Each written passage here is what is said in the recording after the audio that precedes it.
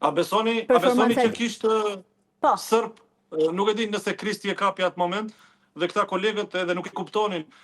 bratje qestitës s'faka qas, po thonin, po jepni dorën sa njerëz afër neve, vëllezër urime ju lumt për mënyrën se si menaxhohet fituohet, po I shikoja, sepse unë edhe I kuptoja dhe nuk e dija këta kolegët po jepni dorën, por unë nuk e di Tani se kjo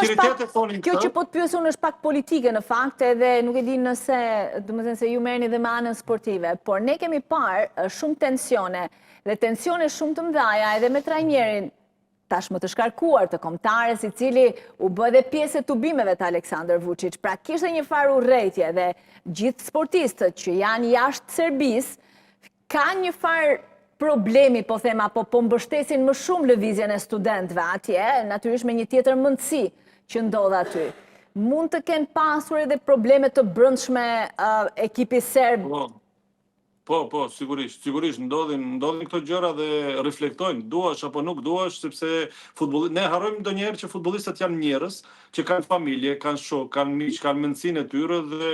çdo kush I përket një tabori qoftë I kyçur direkt apo jo në politik, por janë gjëra që ndikojnë dhe jo rastësisht që ishin ti kanë edhe më shpesh, po nuk është se po I vjen njeriu keq për ta, po thjesht. Unë për pak sa harrova ta them, do më ikte kjo ta them. E pranoj që gjithë problemet edhe Serbia e dobët loja jashtë forme kret, mund të thot dikush, po, meritën e fitores së Shqipërisë mund t'ja hedhë edhe formës keqe të Serbisë, po unë them kështu, gjithat këqijat mund t'i kenë, por emri ju mbetet Serbi. Kështu që historia do shkruaj këtë datë. Por si themi ne, Zoti ndihmon më të mirët. Ashtu është, mund të ketë rasti, por kjo data 11 do mbetet e shkruar në histori, ashtu siç kualifikimi I parë I Shqipërisë në një kampionat evropian erdhi pikërisht në këtë datë. Pash një koment të ish kryetarit të Bashkisë së Prishtinës, I cili thoshte s'ka më rëndësi fare ndaç kualifikohuni, ndaç mos u kualifikohuni.